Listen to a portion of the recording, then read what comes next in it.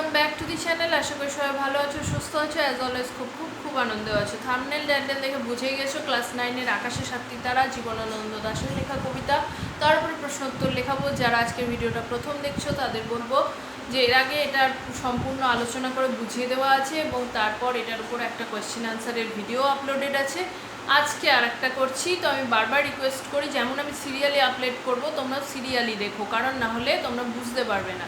কারণ ওভাবেই প্রথমটায় কিছু কথা বলি, দ্বিতীয়তে কিছু বোঝানো থাকে, আজকে কিছু, তো তোমরা একটা দেখলে আর একটা বুঝবে না, ফলে স্কিপ করলে জিনিসগুলো ঠিকভাবে তোমরা তখন অর্ধেক জানবে অর্ধেক লিখবে, সেটা কি হয়, ভুল হয়। তো এই জন্যই বলা। আর একসাথে করলে অনেকটা টানা হয়ে যাবে, তো সেটাও ইরিটেটিং, ওই জন্যই পার্টে পার্টি করি। তো আগের ভিডিওগুলো প্লিজ দেখে এসো, নাহলে তোমাদেরই অসুবিধা হবে। তো আকাশে ছাত্রী তারা জীবনানন্দ দাশের কবিতাটা একটা সনেট বা চতুষ্পদী কবিতা। চতুষ্পদী কবিতা বলতে কি বুঝি আমরা, যে দুটো প্যারাগ্রাফ অষ্টক এবং শতক, মানে 8 লাইন এবং 6 লাইনের প্যারাগ্রাফে ভাগ থাকে, এটাও তাই। তাহলে এখান থেকে কমনলি 3টে প্রশ্ন আসছে। এক, সনেট কবিতা হিসাবে এটা কতটা সার্থক। দ্বিতীয়ত, প্রথম হাফে কি বলা হয়েছে তার মানে কি, দ্বিতীয় হাফ সেটাতে কি বলা হয়েছে তার মানে কি। তাহলে এই 3টে প্রশ্ন আগে লিখে নিই চলো। প্রথম হচ্ছে, আজকের প্রথম প্রশ্ন লেখো। আকাশে সাতটি তারা কবিতার প্রথম স্তবক তথা অষ্টকে, যেহেতু ওটা 8 লাইন, অষ্টকে গ্রাম বাংলার সন্ধ্যার যে ছবি ফুটে উঠেছে তা কবিতা অবলম্বনে লেখো। এটা আসতে পারে যে প্রথম স্তবকের নিহিতার্থ লেখো বা অষ্টকের মূল বক্তব্য লেখো, যেভাবে। যাই হোক, এটা অষ্টক বা এটার প্রথম প্যারার মূল বক্তব্য লেখো। কবি জীবনানন্দ দাশের একটি অসামান্য কবিতা হলো আকাশে সাতটি তারা কবিতাটি। আলোচ্য কবিতাটি একটি সনেট, ফলে প্রথম 8টি চরণ নিয়ে সৃষ্টি হয়েছে অষ্টক। প্যারাচেঞ্জ। প্রাকৃতিক নিয়মে সূর্যাস্তের পর প্রকৃতির বুকে নেমে আসে সন্ধ্যা। সন্ধ্যার তরল আধারেই বাংলার প্রাণসত্তাকে উপলব্ধি করেছেন কবি, যার প্রকাশ ঘটেছে আলোচ্য কবিতার অষ্টকে। কবি বলেছেন, অস্তগামী সূর্যের আলো পশ্চিম আকাশের মেঘকে কামরাঙা লাল রঙে রাঙিয়ে তুলেছে। এই মেঘ ক্রমে মৃত মনিয়ার মতো গঙ্গাসাগরের বুকে ডুবে যায়। বাংলার গ্রাম্য প্রকৃতিতে নেমে আসে নীল সন্ধ্যা। এই সন্ধ্যাকে কবি রূপসী কেশবতী কন্যা রূপে কল্পনা করেছেন। রূপসী কেশবতী কন্যা যেন তার পেলব ঘনকৃষ্ণ কেশদাম ধীরে ধীরে ছড়িয়ে দেয় সমগ্র প্রকৃতিতে। হিজল, কাঁঠাল, জামের শাখায় শাখায় সন্ধ্যার আধার যেন তার এলোমেলো চুল মেলে দেয় এবং স্নেহের চুম্বন ঝরে পড়ে তাদের উপরে। তাই কবি বলেছেন, বইয়ের দুটো লাইন দেখে লেখো, বই দেখে। দেখি নাই অত, পরের লাইন, অজস্র চুলের চুমা হিজলে কাঁঠালে জামে ঝড়ে অবিরত। তারপরে প্যারা থেকে লেখো। কবির চোখে মুখেও ছড়িয়ে পড়ে সেই কন্যার কেশদাম। এরপর অন্ধকারের বুক চিরে আকাশে ফুটে ওঠে এক একটি করে 7টি তারা, যা সন্ধ্যাকে আরও নিবিড় করে তোলে। ফলে সৃষ্টি হয় এক অনির্বচনীয় রূপলোক, যা পৃথিবীর অন্য কোথাও দেখা যায় না। বাংলার এই সন্ধ্যা তথা রূপবতী কেশবতী কন্যার হৃদয়ের ভালোবাসা তথা স্নেহের ছোঁয়া অনুভব করেছেন কবি। তাই তিনি বলেছেন, জানি নাই এত স্নিগ্ধ গন্ধ ঝড়ে রূপসীর চুলের বিন্যাসে। বইয়ের লাইন কোট করব। লাস্ট প্যারা। এভাবেই আকাশে সাতটি তারা কবিতার প্রথম অষ্টকে গ্রাম বাংলার নৈসর্গিক সান্ধ্য সৌন্দর্যের অনিন্দ্য সুন্দর চিত্র প্রকাশিত হয়েছে। নেক্সট, এবার হচ্ছে পরের ধাপটার। আকাশে সাতটি তারা কবিতার দ্বিতীয় স্তবক অর্থাৎ শতকের বিষয়বস্তু আলোচনা করো। শতক, পেট কাটা মধ্যাহ্ন স, টয় বসন্ত, কয়েকার র। লেখো আনসার।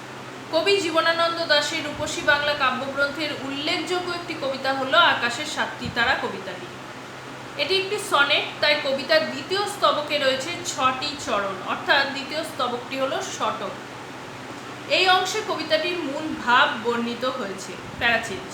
কবির গভীর প্রকৃত চেতনা এবং একই সঙ্গে প্রকৃতির নানা উপাদানে মানবীয়তার দানের মাধ্যমে আকাশে সাতটি তারা কবিতাটি উৎকৃষ্ট শ্রেণীর সনেটে পরিণত হয়েছে। আলোচ্য কবিতার শতকে পল্লী বাংলার নিখুঁত ছবি প্রতিষ্ঠিত হয়েছে।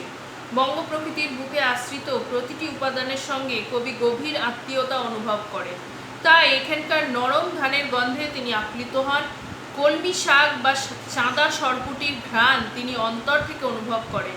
পল্লী চিরায়ত তথা একান্ত আপনার সম্পদ, পুকুরের জল, স্বর, হাঁসের পালক, এদের মধ্যেই প্রাণের অফুরান স্পন্দন অনুভব করেছেন কবি। কিশোরীর চাল ধোয়া ভিজে হাত, কিশোরের পায়ে দলা মুথা ঘাস কিংবা ঝরে পড়া পাকা বট ফলে ক্লান্তির মধ্যেই বেদনাময় নীরবতা অনুভব করেছেন কবি। এদের মধ্যেই লুকিয়ে আছে বঙ্গ প্রকৃতির অফুরান সৌন্দর্যের চাবিকাঠি। এই প্রকৃতি যেন রূপ রস গন্ধে মানবীয় রূপ ধারণ করে বিভোর করেছে কবির চেতনাকে। তাই কবি বলেছেন গাউন খানিকটা, এরই মাঝে বাংলার প্রাণ। পরের লাইন, আকাশে 7টি তারা যখন উঠেছে ফুটি, আমি টের পাই, আমি পাই টের। নেক্সট প্রশ্ন লেখো। সনেটের বৈশিষ্ট্য আলোচনা করে আকাশের 7টি তারা কবিতাটিকে সনেট বলা যায় কিনা লেখো। তাহলে প্রথম প্যারায় কি হবে সনেটের বৈশিষ্ট্য, তারপরে প্যারায় লিখতে হবে সনেট হিসাবে এটা প্রযোজ্য কিনা। ঠিক আছে, তো লেখো, আনসার লেখো। সনেটের উদ্ভব হয় পাশ্চাত্য সাহিত্যে। বাংলা সাহিত্যে সনেটের আগমন ঘটে মধুসূদন দত্তের কবিতার মাধ্যমে। সনেটের উল্লেখযোগ্য বৈশিষ্ট্য হলো 14টি চরণ সমৃদ্ধ হবে কবিতাটি। চরণ মানে লাইন। পেত্রার্কীয় সনেটে প্রতি চরণে 14টি বর্ণ থাকে, মানে প্রত্যেক লাইনে আবার 14টা করে বর্ণ। কিন্তু বাংলায় এই নিয়মের ব্যতিক্রম আছে। 14টি চরণ থাকে বলে কি চতুর্দশপদী কবিতা বলা হয়। 14টি চরণ আবার 2টি স্তবকে বিভক্ত থাকে। প্রথম 8টি চরণ নিয়ে গঠিত হয় অষ্টক, যেখানে বিষয়ের বর্ণনা থাকে, আর শেষ 6টি চরণ নিয়ে গঠিত হয় শতক। এতে কবিতার মূল ভাবটি বর্ণিত হয়। আলোচনা করে দেখা যাক কবি জীবনানন্দ দাশের আকাশে 7টি তারা কবিতায় সনেটের এই বৈশিষ্ট্যগুলি আছে কিনা। আলোচ্য কবিতাটি 2টি স্তবকে বিভক্ত। প্রথমটিতে 8টি চরণ এবং দ্বিতীয় স্তবকে রয়েছে 6টি চরণ। সর্বমোট 14টি চরণে কবিতাটি বিন্যস্ত, অর্থাৎ সনেটের অষ্টক ও শতক নিয়ম এখানে রক্ষিত হয়েছে। তবে প্রতিটি চরণে 14টি বর্ণের পরিবর্তে 14 যোগ 8 = 22টি বর্ণ ব্যবহার করে নিজস্বতার পরিচয় রেখেছেন কবি। চরণের অন্তে ধ্বনিগত মিলের ক্ষেত্রে অষ্টকে ক, খ, খ, ক, ক, খ, খ, ক লেখো, আমি বলছি এটার মানে, এবং শতকে গ, ঘ, গ, ঘ, গ, ঘ এই রীতি প্রয়োগ করতে দেখা যায়। অর্থাৎ গঠনগত দিক থেকেও সনেটের নিয়ম রক্ষা করেছেন কবি। এটার মানে আমি বলে দিচ্ছি পরে। আলোচ্য কবিতায় অষ্টকে বাংলার সান্ধ্য প্রকৃতির অপূর্ব বর্ণনা দিয়েছেন কবি। কবির বর্ণনা গুণে সন্ধ্যা হয়ে উঠেছে রূপবতী কেশবতী কন্যা, যার চুলের বিন্যাসের সৃষ্টি হয়েছে অসামান্য দৃশ্যপট। গ্রাম বাংলার একান্ত নিজস্বতা প্রকাশিত হয়েছে শতকে, তাতেই কবিতাটির মূল ভাবনার প্রকাশ ঘটেছে। তাছাড়া কবিতাটিতে বর্ণিত হয়েছে একটি অখণ্ড বিষয়ের গতিশীল বর্ণনা, যা সনেটের বৈশিষ্ট্য। সনেটের সকল গুণই আলোচ্য কবিতাটিতে এভাবেই বিদ্যমান, তাই আলোচ্য কবিতাটিকে অবশ্যই সনেট বলা যায়। এবার ওই জায়গাটা দেখো যেখানে লেখালাম ক, খ, খ, ক, ক, খ, খ, ক, মানে প্রথম চরণে দেখো ক, যদি প্রথম লাইনটাকে বলি আমরা, তার শেষে কি আছে ঘাসে। এবার খ, খ দেখো দুটো, মত অনুগত আকাশে, মানে ক ঘাসের সাথে আকাশে, ক, ক, খ, খ মত অনুগত, মানে দ্বিতীয় তৃতীয় লাইনের শেষে মিল আর প্রথম চতুর্থ লাইনে অন্তমিল। পরের লাইন দুটো দেখো, ভাসে বিন্যাসে, আসে আসে মিল, অত অবিরত, রত রত, এই দুটো হচ্ছে মিল। তাহলে ক, ক, খ, খ, ক, ক চতুর্থ লাইনে ক আর মাঝখানে দুটো খ, মানে প্রথম চতুর্থ লাইনে মিল, দ্বিতীয় আর তৃতীয় লাইনে মিল। পরেরটা কি বলেছি, গ, ঘ, গ, ঘ, গ, ঘ, মানে গ, গ প্রথম আর তৃতীয় লাইনে মিল। এভাবে দেখো কলমির ঘ্রাণ খান, ঘ্রাণ খান, তাহলে গ, গ আর মানে একটা লাইন অল্টারনেট করে ঘ্রাণ খান, এভাবে মিল। আর সরপুটিদের ফলের টের, এইভাবে। প্রথম দেখো ঘ্রাণ খান প্রাণ, গ, গ, গ এক লাইন ছেড়ে ছেড়ে মিল। আবার দেখো সরপুটিদের ফলের টের, এক লাইন ছেড়ে ছেড়ে মিল। তাহলে গ, গ, গ, গ ঘ গ ঘ গ ঘ। বোঝাতে পারলাম বিষয়টা? এরপরেও যদি অসুবিধা হয় কমেন্টে লিখে জানিয়ে আমি আরও ভালোভাবে বোঝানোর চেষ্টা করব। আশা করি ক্ল্যারিফাই করতে পেরেছি। না বুঝে কিচ্ছু পড়বে না, অন্ত মিলটার দিকে খেয়াল রাখো। আচ্ছা, আমি একবার বই ধরেও দেখিয়ে দিই। প্রথমেরটা আমি কি বলেছি? ক খ খ ক, মানে প্রথম আর চতুর্থ লাইনে মিল।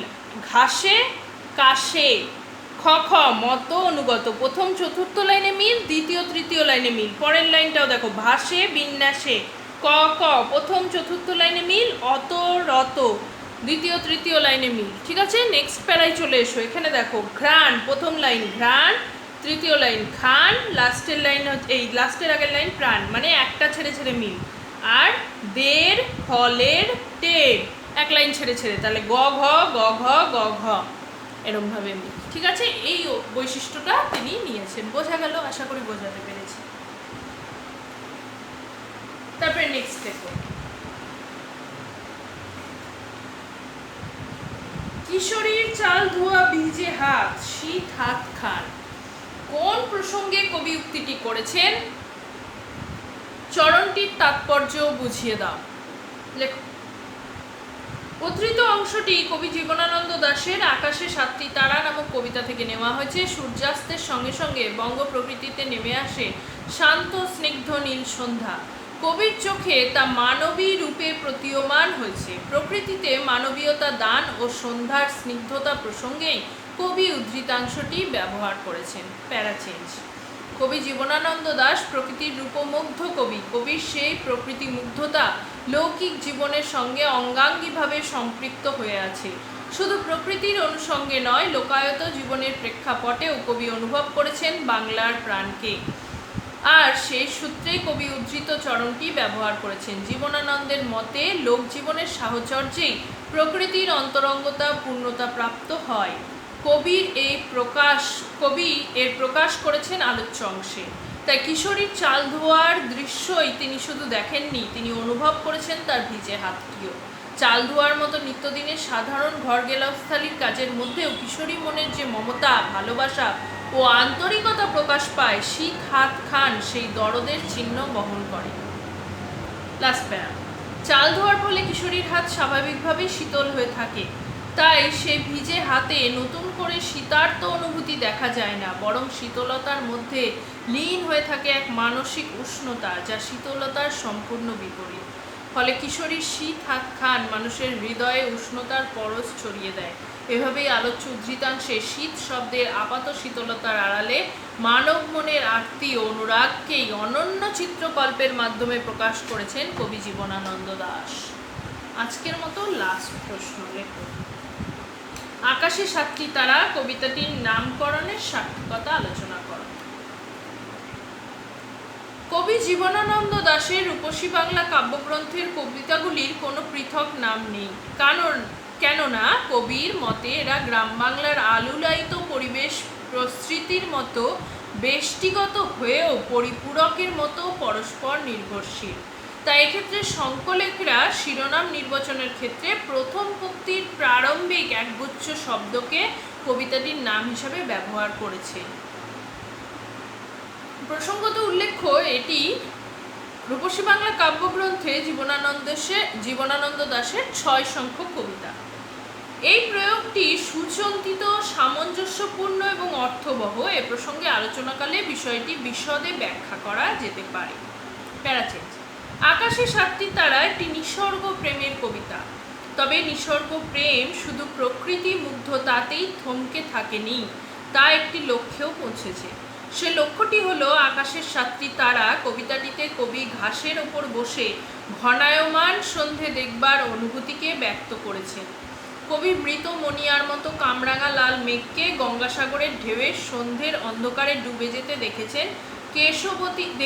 কেশবতী কন্যার মতো নীল সন্ধ্যার লাবণ্য প্রভ আধার ছড়িয়ে যাচ্ছে দিকে দিকে। সন্ধ্যা নামার সঙ্গে সঙ্গে কবি অনুভব করেছেন প্রকৃতির ইঙ্গিতময় ক্লান্তিকেও। একই সঙ্গে তিনি টের পেয়েছেন হাঁসের পালক স্বর, কিশোরীর চাল ধোয়া ভিজে হাত, কিশোরের পায়ে দলা মুথা ঘাস ও বট ফলের ক্লান্ত নীরবতা। পুরো কবিতাটি সান্ধ্য নীলিমার ছায়াময় অন্ধকার আর অস্ফুট ক্লান্তির পদচিহ্নের মায়াময় সম্মোহনে পরিপূর্ণ।